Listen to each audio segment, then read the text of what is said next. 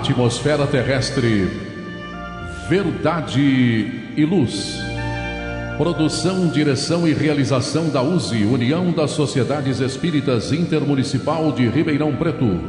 Órgão da USE, Estado de São Paulo.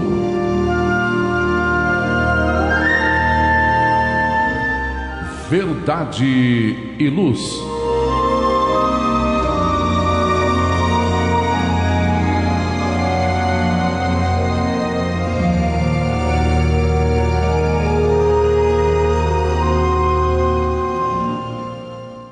Este é o programa Verdade e Luz, número 45 de 2024.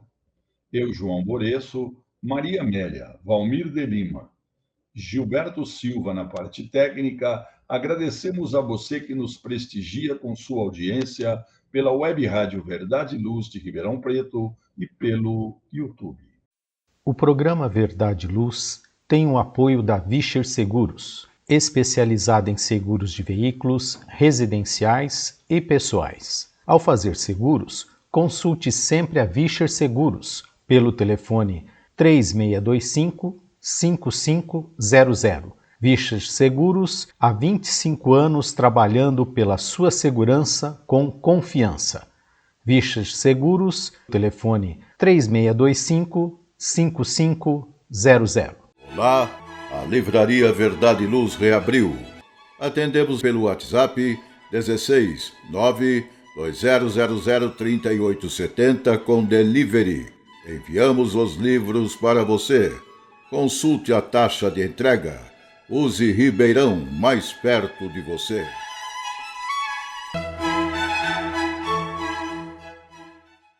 O programa Verdade e Luz apresenta estudos da codificação espírita, além dos esclarecimentos e mensagens do Evangelho de Jesus.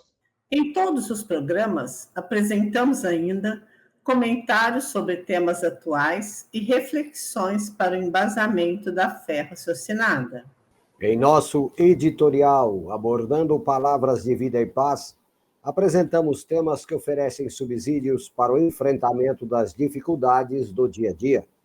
Hoje trazemos o tema "É preciso salvar o mundo?", extraído do site Momento Espírita, da Federação Espírita do Estado do Paraná. Em nosso estudo da codificação espírita, daremos continuidade aos comentários e reflexões sobre o livro segundo do Livro dos Espíritos, que trata do mundo espírita ou dos espíritos, no capítulo de número 11, Os Três Reinos, no item número 2, Os Animais e os Homens, questões da 594A a 597A. No Momento Evangélico, levamos a você a mensagem do Espírito Emmanuel, constante do livro Fonte Viva, psicografado por Francisco Cândido Xavier, com a lição 156, intitulada Parentes. No nosso quadro Diálogo à Luz do Espiritismo, estamos utilizando o livro Divaldo Franco Responde, volume 1, organizado por Cláudia Saegusa. Nós estamos no capítulo que trata da mediunidade infantil, no item A Criança e o Amigo Imaginário. Agradecemos sua audiência e enviamos a você nossas fraternas vibrações de paz. Verdade e Luz. No programa Verdade e Luz, o editorial A Opinião Espírita. No programa Verdade e Luz, de número 45 de 2024, o editorial, que tem como título É Preciso Salvar o Mundo, extraído do site Momento Espírita, da Federação Espírita do Estado do Paraná.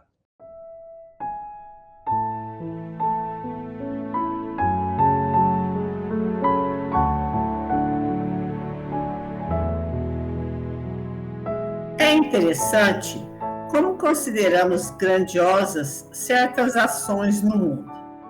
Alguém que salvou vidas humanas, alguém que se envolve de forma constante em proteger a vida animal, olhando para nós mesmos, por vezes, nos sentimos como quem não tem muita ou quase nenhuma importância para o mundo em geral. Afinal, não realizamos nada de excepcional que influencie a vida de terceiros. Abordando exatamente essas questões, ouvimos recentemente alguém perguntar: é preciso salvar o mundo? Mas quem vai lavar a louça? Isso nos remeteu a reflexões para a valorização de atividades que podem parecer sem importância e que, no entanto, se revestem de qualidade de vida, de aprimoramento individual, de preocupação com o entorno. Pusemo-nos a pensar, então, no pai ou mãe que trabalha fora do lar para garantir o sustento material da família.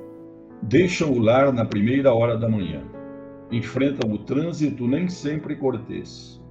Sofrem com as intempéries, a pressão no trabalho, a eventual rudeza dos superiores, o desleixo dos subordinados, as condições insalubres, a distância dos entes queridos e outros tantos desafios. E alguém precisa cuidar do lar, zelar pelos pequenos, alimentando-os, ajudando-os com seus deveres escolares, levando-os e trazendo-os da escola. Analisando umas e outras atividades, nos indagamos qual teria maior relevância no trabalho, fora ou dentro do lar. Fácil concluir que todas se revestem de importância. Quem atua portas adentro do lar tem papel relevante no cuidado e na construção do caráter da criança. Reconhecemos, dessa maneira, que o mundo não prescinde da realização de tarefas rotineiras ou desprovidas de grandezas sociais. Existem pequenas grandes tarefas que colaboram para o bem-estar dos que se albergam no lar e, inclusive, se refletem para a sociedade, portanto, para o mundo. Pensemos na importância das tarefas domésticas: cozinhar, lavar a louça, arrumar a cama, banhar os filhos pequenos, providenciar a vestimenta adequada ao clima. De não menos importância, o acondicionamento correto do lixo que produzimos, disponibilizando para a coleta nos dias certos, lixo orgânico, lixo reciclável. Tarefas simples, mas que afetam diretamente o meio ambiente que é de todos nós. Manter o jardim bem cuidado, seja ele de proporções avantajadas ou simplesmente alguns vasos dispostos na varanda do apartamento.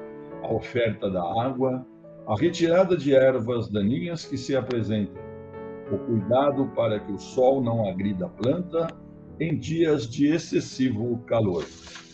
Cuidados, coisas pequenas, coisas grandiosas.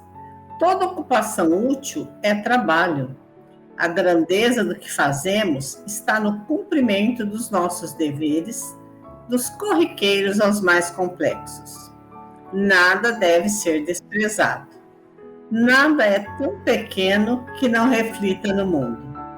Manter a frente da casa limpa é tão importante quanto assinar decretos para o bem-estar da nação.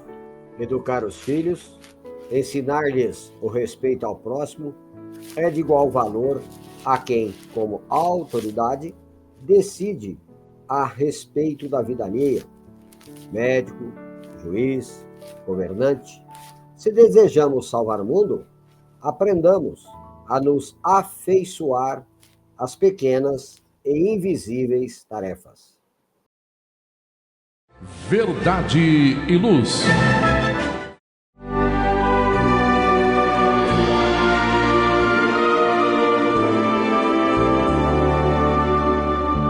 O Livro dos Espíritos apresenta um manancial rico de valores morais, indicando o caminho correto para a humanidade superar as suas dificuldades. Marco inicial e pedra fundamental do Espiritismo, o Livro dos Espíritos contém os princípios básicos da doutrina espírita. Valiosa oportunidade de estudar sobre a imortalidade da alma, de onde viemos e para onde iremos, a natureza dos espíritos e suas relações com as pessoas, as leis morais, a vida futura e o porvir da humanidade. A partir desse momento, no programa Verdade e Luz, estudando o Livro dos Espíritos.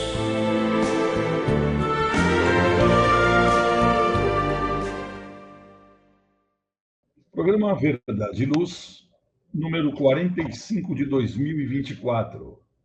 Agora nós estamos no quadro Estudo de O Livro dos Espíritos. Estamos no livro 2º, Mundo Espírita ou dos Espíritos. Capítulo 11º, Os Três Reinos. Item de número 2, Os Animais e o Homem. Pergunta de número 594A. Há animais que não possuem voz. Esses não parecem destituídos de linguagem? Maria Amélia. Compreendem-se por outros meios. Vós, homens, não tendes mais do que a palavra para vos comunicardes? E dos mudos, que dizeis? Os animais, sendo dotados da vida de relação, têm meios de se prevenir e de exprimir as sensações que experimentam. Pensas que os peixes não se entendem? O homem não tem o privilégio da linguagem, mas a dos animais é instintiva e limitada pelo círculo exclusivo das suas necessidades e das suas ideias, enquanto o do homem é perfectível e se presta a todas as concepções da sua inteligência. Essa foi a resposta. E é muito interessante se a gente for pensar.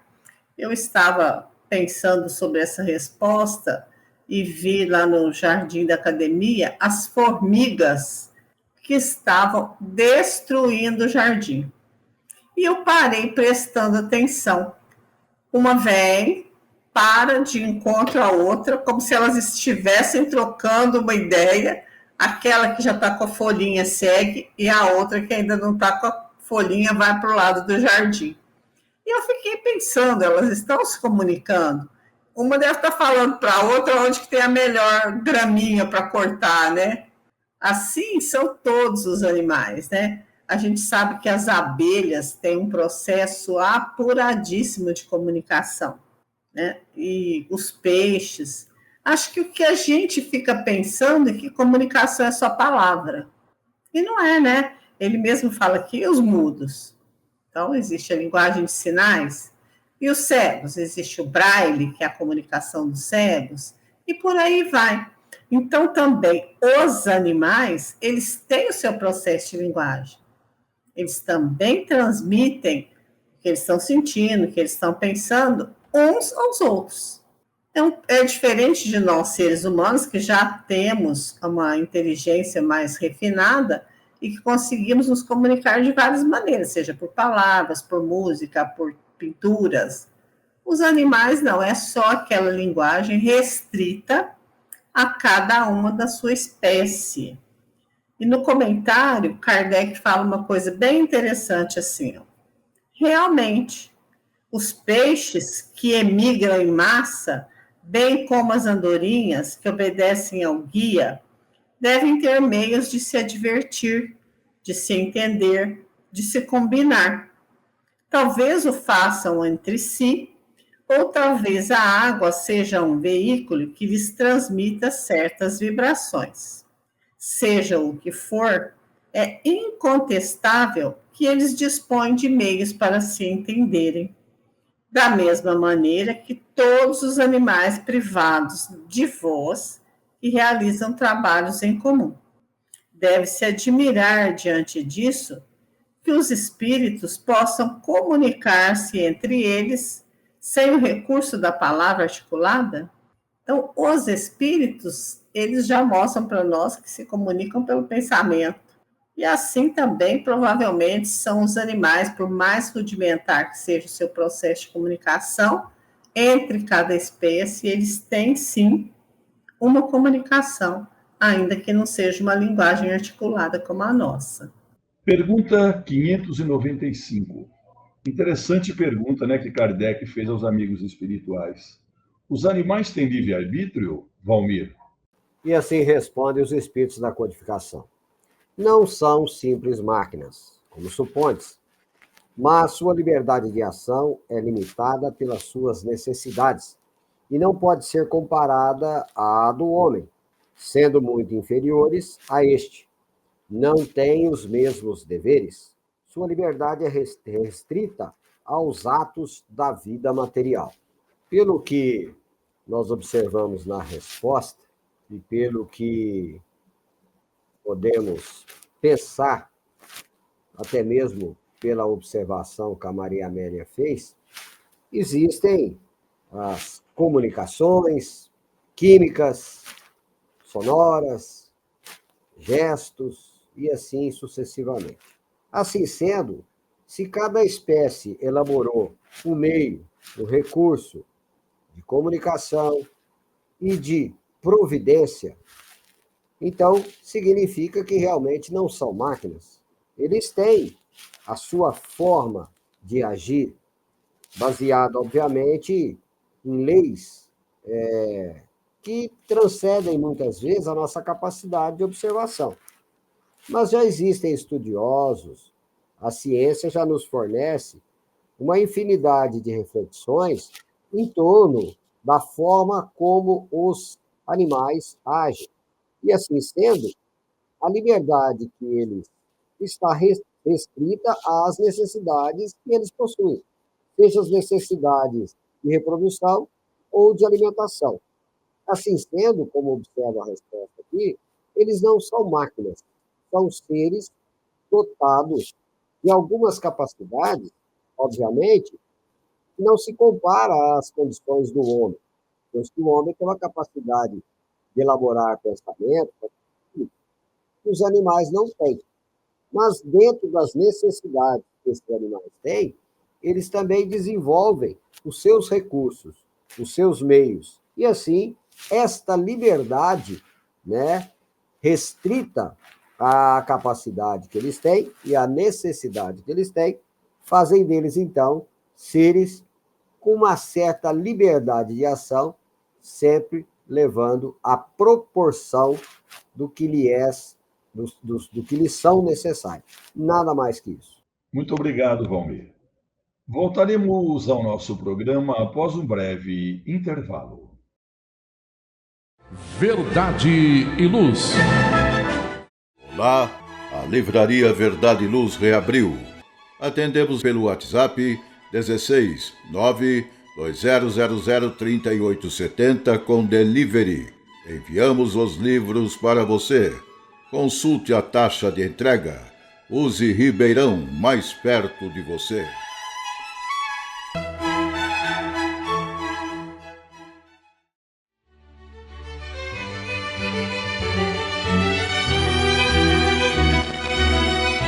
Você já foi a um centro espírita? O centro espírita é uma escola onde podemos aprender e ensinar, espalhar o bem e exercitar a solidariedade. Existe sempre um centro espírita perto de você, com horário e dia de sua conveniência. Faça parte de um centro espírita. Aprenda a dividir, a estudar junto, a trocar sorrisos e experiências. No centro espírita, você encontra amigos e faz mais amigos. Respeita as diferenças e aprimora os seus conhecimentos. Frequente um centro espírita.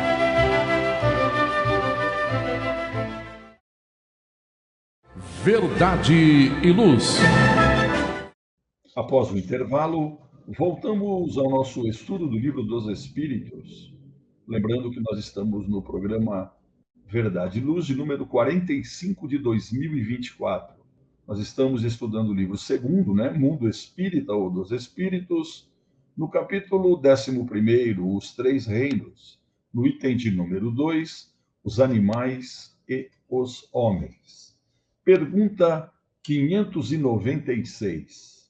De onde vem a aptidão de certos animais para imitar a linguagem do homem?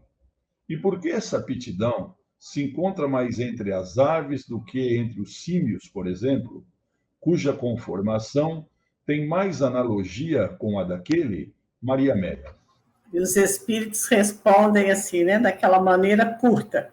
conformação particular dos órgãos vocais, secundada pelo instinto da imitação. O símio imita os gestos e certos pássaros imitam a voz. É muito interessante a gente observar isso no nosso dia a dia. Os pássaros, né, papagaios, essa espécie aí que aprende a cantar, aprende a chamar as pessoas. Então, os espíritos dizem, é a conformação do seu aparelho fonador. Eles conseguem aprender a imitar. Não é nada além disso. E os símios, os macacos de todas as espécies, eles imitam os gestos. Eles são capazes de imitar todos os gestos que nós fazemos, pela observação, né? Então, assim, não tem uma explicação que as pessoas ficam procurando. Por exemplo, hoje em dia, esses pais de pets que acham que o seu cachorro, o seu gatinho tem uma inteligência. Não, o que eles têm é simplesmente a condição de aprender a imitar. Imitar as pessoas com quem eles convivem. Nada mais do que isso. Né, Maria Amélia? E parece que tem pessoas que são mais fadadas a ensinar esses animais, né? Por isso que, às vezes, há realmente uma diferença entre o que um animal faz e outro. Eu acredito que seja por isso, né? Também, eu tive pesquisando na Revista Espírita, de julho de 1860, tem um artigo de um biólogo. E ele fala assim, tudo que vive, pensa, de alguma forma. Tem um tipo de pensamento. Então, eles fazem o quê? Eles vão nos imitando com esse instinto que eles têm, com esse pensamento rudimentar, né? Um tipo de consciência que os fazem demonstrar o que eles estão sentindo, né? Se gosta, se não gosta, se está feliz, se não está feliz. E assim demonstra, através de algum tipo de som, né, que aprendeu alguma coisa. Tá, muito obrigado, Maria Amélia. Pergunta 597. Pois se os animais têm uma inteligência que lhes dá uma certa liberdade de ação, há neles um princípio independente da matéria, Valmir? Resposta dos espíritos da codificação: sim, e que sobrevive ao corpo. Continuando, nós temos um complemento dessa pergunta, né? A pergunta 597A. Esse princípio é uma alma semelhante à do homem? É também uma alma, se o quiserdes. Isso depende do sentido em que se tome a palavra, mas é inferior à do homem. Há entre a alma dos animais e a do homem tanta distância quanto entre a alma do homem e Deus. Bom, essa questão nos leva a refletir que tudo que é criado por Deus tem um objetivo útil e que tudo está fadado a uma lei eterna e imutável, a lei da evolução. Autores como Leon Denis, por exemplo, e vamos encontrar referências explícitas no Livro dos Espíritos, que o princípio inteligente dorme na pedra, agita-se no vegetal, sonha no animal e acorda no homem. Esta é a ideia corrente de que tudo em universo, e a física hoje corrobora essa observação, que tudo é energia. Se formos pensar, por exemplo, quanto aos elementos orgânicos que nos constituem, pode-se dizer que somos poeira de estrelas. Isto é uma observação da física, né, da ciência, que observando os elementos que vão sendo formados no processo de milhões de anos de uma estrela, ela vai fundindo elementos e vai criando esses elementos num processo aí de milhões de anos.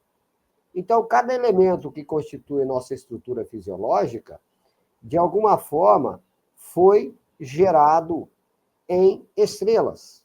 Então, cálcio, ferro, zinco, todos os elementos químicos que possa existir na estrutura universal é parte de um processo de elaboração nas estrelas.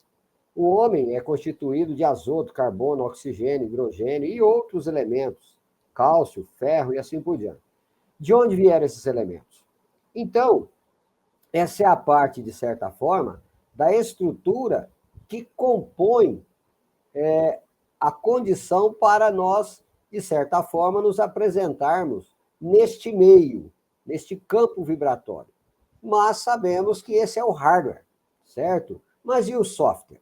Aquilo que dá condição de nós, então, intelectualizarmos esta matéria. Porque a matéria, por si só, ela não tem essa capacidade de elaboração de raciocínios, de sentimento, de inteligências e etc. Então, existe e sobrevive a decomposição, a impropriamente chamada de morte, a alma ou o espírito. E no caso dos animais, que é aqui a questão objetiva, os animais também têm uma alma, e a espiritualidade deixa claro, sim, os animais também têm uma alma, que sobrevive à morte, à decomposição do corpo, que pode se chamar aqui de princípio inteligente. Por que chama-se de princípio inteligente? E não se compara com a alma do homem. Pois o princípio inteligente, né, que o animal tem, ainda não lhe dá a condição, por um processo, por uma condição de evolução, dele ter consciência do seu existir. O animal não tem essa consciência da sua existência, da sua individualidade. Já o homem, o espírito, já evoluído, que já saiu dessa fase animal, ele tem noção, consciência da sua individualidade. Então, ele, o homem, tem consciência. O animal, não. Então, assim sendo, o animal tem sentidos, tem princípio, é inferior ao homem. A distância que falta do animal chegar à condição de espírito, né? De ter essa consciência, de ser individualizado, etc., como diz aqui os espíritos, é a mesma que falta para nós chegarmos a Deus. Então, é algo inconcebível para a nossa natureza humana, porque nós não sabemos ainda o quanto falta para nós um dia estarmos integrados ao pensamento divino, estarmos perfeitamente familiarizados com o pensamento divino. Então, assim sendo, a distância é muito grande. Por isso, a necessidade do respeito a tudo que o Pai criou, né? Principalmente os nossos irmãos da escalada inferior da evolução. Precisamos ter mais cuidado, mais carinho, mais respeito com os nossos irmãos inferiores. Muito obrigado, Raul. Ô, Valmir, isso nos leva a crer, então, que inteligência é uma coisa, princípio inteligente é outro. A inteligência nós poderíamos raciocinar aqui, que é o conjunto dos valores adquiridos. Tudo aquilo que foi amalgamando-se no processo de evolução torna-se, então, a nossa capacidade intelectual. Então, inteligência é um atributo que todos têm, certo? Agora, que nos dá essa condição de, conforme nós vamos nos desenvolvendo, ir criando cada vez mais conexões, cada vez mais experiências. Isso é o exercício, né? É o tempo que tivemos para a aquisição, porque difere a inteligência como atributo, certo? Que todos têm, e difere a experiência que foi se somando. Então, por exemplo, em essência, somos todos iguais. Quando Jesus diz assim, né? Vós sois deuses, tudo que eu faço, vós também podereis fazer, Jesus está falando da essência do ser criado. Fato. Lógico que a distância entre nós e Jesus é incomensurável, mas Jesus, sabendo da nossa condição de essência espiritual, diz com propriedade, vós sois deuses. Tudo que eu faço, vós também podereis fazer. Sem sombra de dúvida. É uma questão só de... Obrigado, Valmir. Obrigado, Maria Amélia, mais uma vez. Verdade e Luz.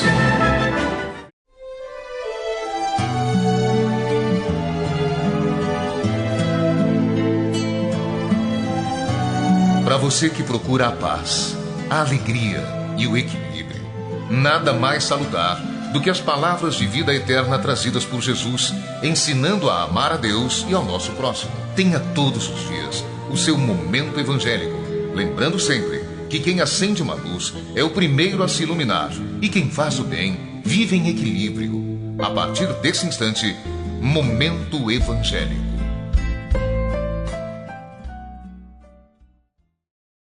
programa Verdade e Luz, número 45 de 2024, quadro Momento Evangélico, nós estudamos o livro Fonte Viva. Hoje, lição de número 156, que tem como título Parentes. Todas as lições desse livro, elas vêm precedidas de uma citação. Essa é de Paulo, na primeira carta a Timóteo, capítulo 5, versículo 8, e diz assim: Mas, se alguém não tem cuidado dos seus, e principalmente dos da sua família, negou a fé e é pior do que o infiel.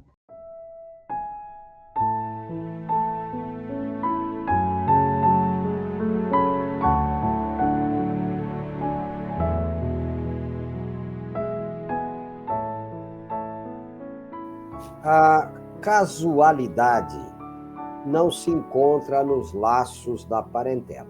Princípios sutis da lei funcionam nas ligações consanguíneas, impelidos pelas causas do passado a reunir-nos no presente. É indispensável pagar com alegria os débitos que nos emanam a alguns corações, a fim de que venhamos a solver nossas dívidas para com a humanidade. Inútil é a fuga dos credores que respiram conosco sob o mesmo teto, porque o tempo nos aguardará implacável, constrangendo-nos à liquidação de todos os compromissos. Temos companheiros de voz adocicada e edificante na propaganda salvacionista que se fazem verdadeiros trovões de intolerância na atmosfera caseira, acumulando energias desequilibradas em torno das próprias tarefas. Sem dúvida, a equipe familiar no mundo nem sempre é um jardim de flores. Por vezes, é um espinheiro de preocupações e de angústias, reclamando-nos sacrifício. Contudo, embora necessitemos de firmeza nas atitudes para temperar a afetividade que nos é própria, jamais conseguiremos sanar as feridas do nosso ambiente particular com o chicote da violência ou com o emplastro do desleixo.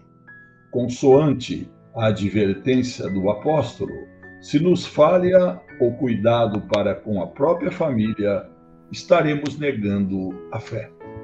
Os parentes são obras de amor que o Pai compassivo nos deu a realizar.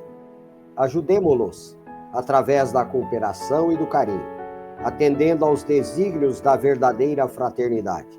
Somente adestrando paciência e compreensão, tolerância e bondade, na praia estreita do lar, é que nos habilitaremos a servir com vitória no mar alto das grandes experiências. Valmir, Maria Amélia, caros ouvintes, telespectadores, a lição de hoje, ela nos lembra sobre os possíveis motivos dos reencontros em família que se dão por aproximação de espíritos afins, estranhos entre si ou até de desafetos. A ideia é sempre fortalecer os laços espirituais ou constituir novos laços com aqueles que não foram afins ou foram desafetos. E ainda Emmanuel, na lição, ele nos faz refletir sobre a nossa necessidade de sermos bons parentes, para que nos tornemos bons familiares para com todos. E convida a todos que vivem sob o mesmo teto em família a pautarem suas vidas no diálogo, de acordo com as forças de cada um, deixar de lado a intolerância. Parentes são aqueles que Deus, pelo seu amor, colocou em nosso caminho. E nós devemos ajudá-los através da cooperação e do carinho, realizando assim a verdadeira fraternidade. E agindo assim, caros irmãos, com certeza, nós seremos ajudados também. Somente treinando a paciência e compreensão, a tolerância e a bondade no nosso lar, no Instituto Família, é que nós vamos nos habilitar a ter uma vida mais tranquila com nossos familiares, ou seja, os nossos parentes. E convém lembrar aqui a bênção do esquecimento, né? Quando nós estamos juntos, né? Para que nós possamos nos relacionar, principalmente com os nossos familiares. Imagine se não fosse assim. Talvez a convivência ela seria impossível. Então, que nós possamos ser fiéis em relação aos cuidados que nós devemos ter para com os nossos familiares ou parentes. Gostaria de ouvir a sua opinião sobre isso, Maria Amélia. Eu fiquei pensando que é uma coisa que ele fala aqui, que é sobre aqueles que têm aquela voz mansa, doce, no convívio externo, né? Fica falando lá na palestra maravilhosamente, lindamente, amoroso, e a hora que chega em casa ele chama de viram trovões, agridem. Então, eu vi um negócio também que é tipo assim, né? O melhor tem que ser para a sua casa. O melhor prato, a melhor música, a melhor roupa de cama. É para dentro de casa primeiro. Esse relacionamento, que às vezes é difícil, é complicado, mas a gente sabe que ninguém está agrupado por acaso. Se estamos juntos, mesmo que não tenhamos tido algum relacionamento anterior, nós aceitamos que aquela pessoa viesse no nosso núcleo familiar para ajudá-la. Então, de qualquer maneira, nós temos que, primeiro de tudo, zelar pela nossa família, pelo nosso núcleo familiar. Aí depois nós até podemos prestar auxílio do lado de fora, né? Mas primeiro tem que ser dentro de casa. Isso aí. Valmir, gostaria também de ouvir sua opinião, nós temos uns minutinhos aí sobre o assunto de hoje. Ô, João, tem até algumas frases de efeito, inclusive, como diz, até em para-choque de caminhão, né? Do que vale ganhar o mundo lá fora e perder a família, né? Então, a gente sabe que a doutrina espírita lança luzes benfazejas para a compreensão de tudo. E muitas pessoas não compreendem, né? Por que dos embates familiares, as dificuldades, etc. E as bênçãos dos ensinos dos espíritos sobre a reencarnação é que lança luzes para a nossa compreensão. Eu escutei uma frase uma vez, né, do Espírito Emmanuel, eu li uma frase do Espírito Emmanuel que diz assim, né, que ninguém fere ninguém nos tesouros do sentimento sem pagar com sérias reparações. Então, quando tivermos essa frase, né, soando em nossas consciências, compreender que, de alguma sorte, muitas vezes esse parente hoje que temos dificuldade de nos relacionar foi alguém que ferimos nos tesouros dos sentimentos e que hoje, né, estamos aí para resgatar, corrigir e amar, porque somente o amor vai nos libertar, enquanto que o ódio vai nos algemar. Isso aí, João. Então, oi? Eu só ia contar uma coisa que um amigo nosso uma vez contou, que estava voltando do centro espírita com os filhos no carro, e que um dos filhos falou assim, papai, eu não quero ser seu filho, eu quero ser filho daquele que faz palestra lá no centro espírita. Então, né? Você imagina. Mas você sabe que é muito comum, né, Maria Amélia, Valmir, caros ouvintes, telespectadores, né? A pessoa fala assim, eu não pedi para nascer nessa família. Eu queria ter nascido na família do meu vizinho porque eu me dou bem com eles. Nada. Nós estamos sempre no endereço certo, né? Com a família certa que nós precisamos estar. E aqueles que falam assim, eu não pedi para nascer aqui nessa família, pediu sim. Porque a gente sabe que na espiritualidade tem fila lá, ó, de espíritos querendo reencarnar, né? Eu acredito que não pediu, não. Não? Contrariar, não. Não, olha, por quê? Implorou. Ele implorou, é verdade. Ele implorou. Não, é mais do que pedir. Não, e você sabe, como a Maria Amélia disse, né? Não é fácil viver em família. E a gente tem que sempre começar a amar os nossos para sairmos distribuindo amor, porque não adianta nada, né? você ser uma maravilha de pessoa na sociedade e, de repente, em casa, como a Maria Amélia falou, lá no centro, na palestra, pá, de repente chega em casa já quebra o pau. Você entendeu? Mas tudo bem, mas é legal. Muito obrigado pela colaboração dos dois aí. Verdade e Luz. Faça o Evangelho no lar. O lar é a primeira e mais valiosa escola da vida. A paz no mundo começa sob as telhas que nos acolhem. Viver em equilíbrio dentro de nossa casa é o primeiro e mais seguro passo para a harmonia entre as nações. Fortaleça os laços de fraternidade, realizando o Evangelho no lar frequentemente. Verdade e Luz. Num mundo cheio de contrastes, onde o mal parece sempre derrotar o bem, por que existe tanta desarmonia? A sociedade nunca terá paz? Já entendemos as lições trazidas por Jesus? Seguir seus passos é possível? Quando teremos felicidade?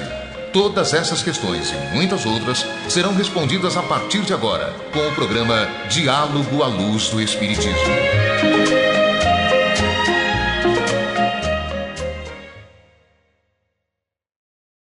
Estamos indo para o último quadro do nosso programa de hoje. Lembrando que nós estamos no programa 45 de 2024. Diálogo, o livro é o Diálogo à Luz do Espiritismo, onde nós utilizamos o livro de Valdo Franco Responde, organizado por Cláudia Saegusa. Nós estamos utilizando o volume 1, no capítulo Mediunidade Infantil, no interessante item, a criança e o amigo imaginário. E foi feita a seguinte pergunta para Divaldo Franco. Quem tem uma criança que afirma brincar com um amiguinho imaginário ou amiguinhos imaginários, como pode distinguir o que é imaginação? E Divaldo Franco responde: de uma maneira muito fácil, através do conteúdo dos diálogos. Quando se trata de um ser imaginário, nesse período em que a criança passa pelo fenômeno mitológico, lúdico, no desenvolvimento da sua emoção e no desenvolvimento da inteligência, percebe-se que são coisas de significado pueril, são infantilidades. Mas quando, por exemplo, citam nomes, referem-se a acontecimentos, e a criança se torna séria, procurando lidar de maneira característica, como se estivesse em realidade com outrem, não se trata de um amigo imaginário, mas sim de um espírito. Como lidar? Como os pais devem lidar? Estimulando a criança, conversando naturalmente, explicando-lhe a que se refere ou perguntando: então o seu amiguinho veio hoje? Que disse ele de importante? E toda vez que a criança for induzida a uma atitude negativa, os pais dialogarem como se fosse um ser real, mesmo que imaginário, ou sendo um ser real de natureza espiritual, elucidar. Não, você não pode atendê-lo. Eu sou o seu orientador, seu paizinho ou sua mãezinha, conforme o caso. E antes de você tomar qualquer atitude, ouça-me, porque Deus me confiou você para que eu o ame e o resguarde do mal. Deve acrescentar também que o amiguinho é apenas um amiguinho. Esse assunto aí é um assunto muito interessante, né? Porque e essa pergunta e as respostas de Divaldo, elas são de grande utilidade, principalmente para aqueles que têm filhos na idade infantil, porque o assunto tratado acontece com muita frequência. Não é difícil de acontecer, né? E como os pais devem tratar do assunto? Com muita naturalidade. Não deve menosprezar, mas não deve supervalorizar também. Importante que os pais aprendam a prestar atenção nos filhos, no que estes estão dizendo, nos sonhos que estão tendo, mas não questionando-os. Nem fica pedindo muita informação do que está acontecendo. Porque a criança ela tem uma tendência a, de repente, naturalmente indo esquecendo essas percepções.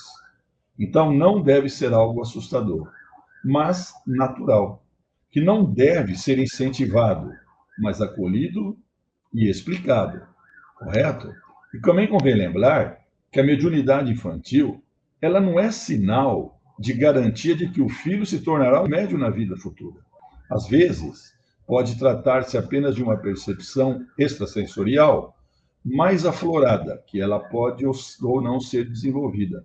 Antes de passar para você, Valmir, rapidamente, eu presenciei um fato há um tempo atrás, eu fui fazer uma palestra em determinada casa espírita, e a coordenadora do dia demorou um pouco para vir até mim, que ela estava fazendo o atendimento.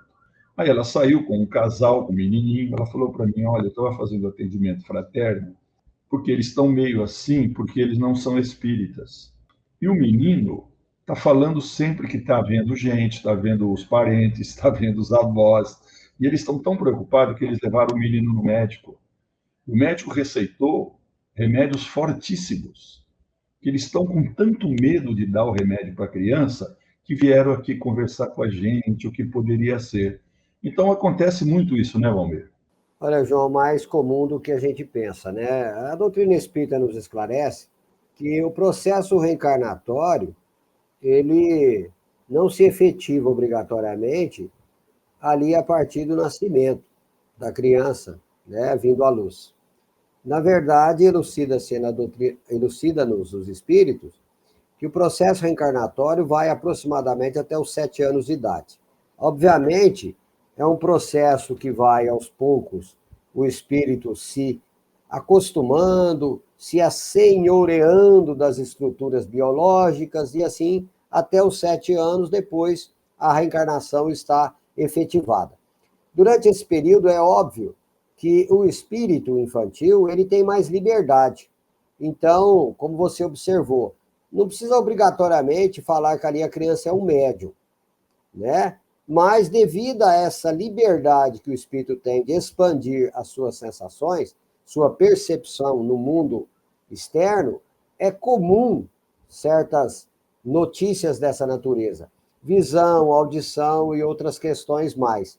Sempre lembrando que, apesar de ser uma criança hoje, apresentando-se num corpo infantil, temos ali um espírito reencarnante com uma bagagem espiritual de muitos séculos, muitos milênios. E que não é muito de se estranhar que, às vezes, são espíritos comprometidos com a lei, né? E que os acompanham, às vezes, alguns desafetos e uma série de questões aí. Também aqueles espíritos amigos que podem se aproximar e eles podem perceber. Então, tirando as questões lúdicas, mitológicas, coisas de significado pueril, das infantilidade, é ter o critério de observar até que ponto é lúdico, é criativo da parte infantil ou não, certo? Então, somente uma orientação bem feita por um bom estudioso da doutrina espírita, alguém com boa bagagem para orientar, para dar a devida assistência aos pais, né? Eu, na minha infância, né, tive visões, várias perturbações, e meus pais católicos tinham grande dificuldade de lidar com isso, né? Então, cada lar, tendo aí um bom amparo espiritual, mesmo que em outras religiões, encontrará os meios, os recursos necessários. Chega uma hora que isso vai amainando, parando e vai sossegando. Não há razão para desespero nem para muito sofrimento. Cada coisa na sua hora, né? E tomar cuidado, assim, com esses, entre aspas, materialistas, né? Que vendo aí mais uma anomalia neurológica, psicológica, do que propriamente uma condição natural, fácil de ser equacionada, né? Porque às vezes pode gerar aí um dano até meio mais complicado, utilizando recursos aí medicamentosos duvidosos, que poderão gerar problemas de mais gravidade. Ô, Maria Amélia, eu tenho um minutinho, se você quiser dar uma opinião. Eu passei por uma experiência dessa com a minha filha mais velha, que ela tinha uma amiga. A gente ia sentar no carro, ela falava assim, você está sentando em cima da minha amiga. E assim, acho que com uns 2, 3 aninhos, isso passou e não aconteceu mais nada. Então, acho que assim, é isso aí que o Valmir falou, né? ter bom senso para saber resolver equilibradamente, né? Sem remédio. Muito obrigado a vocês mais uma vez pelos excelentes comentários. Verdade e Luz. Caros amigos, ouvintes, telespectadores, estamos chegando ao final do programa Verdade e Luz, agradecendo sempre aos nossos patrocinadores.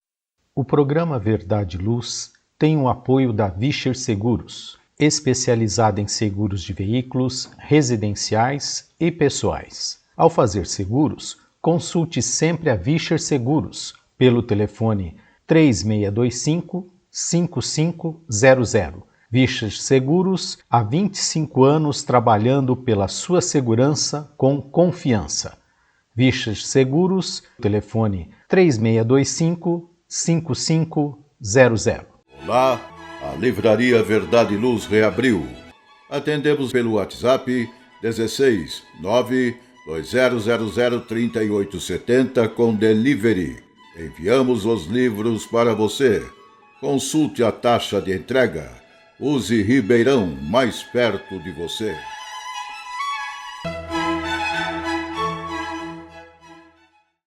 Convidamos os amigos presentes para suas considerações finais. Valmir. Sempre agradecidos a Jesus, o divino amigo de todas as horas, aos nossos telespectadores, aos nossos ouvintes. Obrigado, João, pela sua companhia. Obrigado, Maria Amélia, pela companhia. Obrigado ao Gilberto Silva na parte técnica. E até a próxima e feliz oportunidade, quando novamente estaremos aqui no programa Verdade e Luz. Maria Amélia. Também quero agradecer a oportunidade do trabalho, né, que a gente tem aí, e agradecer aos nossos amigos que nos ouvem, nos assistem, e ao João, ao Valmir, ao Gilberto, e dizer que estaremos juntos em breve, se Deus quiser. Um abraço a todos. Muito obrigado. Bom, da minha parte, gratidão. Gratidão por tudo, né? Gratidão por estar aqui com vocês, gratidão ao Valmir, a Maria Amélia, ao Gilberto, pela amizade, pelo aprendizado. Gratidão a você, telespectador, ouvinte, que estão conosco sempre no nosso programa Verdade e Luz. E aproveitando a oportunidade, eu convido a todos para que ouçam toda a programação da Web Rádio Verdade e Luz e que também divulgue para os seus amigos. Quem quiser ouvir os programas anteriores, é só acessar o nosso podcast www.webradioverdadeluz.org.br. Que Deus nos abençoe a todos e até o próximo programa Verdade e Luz, aqui pela nossa Web Rádio Verdade e Luz de Ribeirão Preto e também pelo YouTube. Muito obrigado a todos. Verdade e Luz. Produção, direção e realização da USE, União das Sociedades Espíritas Intermunicipal de Ribeirão Preto. Órgão da USE, Estado de São Paulo.